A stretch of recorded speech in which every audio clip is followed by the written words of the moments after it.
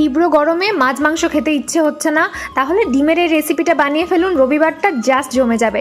প্রথমে ডিমগুলো সেদ্ধ করে এইভাবে লম্বা লম্বা কাট করে নিন। তারপর 10-12টা কাজু আর একটা বড় পেঁয়াজকে 7-8 মিনিট ধরে সেদ্ধ করে ভালো করে ব্লেন্ড করে রেখে দিন।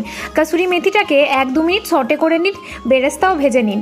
তারপরে কড়ায় সাদা তেল দিয়ে অবশ্যই ঘি দেবেন, ঘিটা কিন্তু মাস্ট। ঘি দিয়ে এই ডিমগুলোকে লাল করে ভেজে নিন, লবণ দিয়ে ভাজবেন শুধু, আর কিছু দিতে লাগবে না।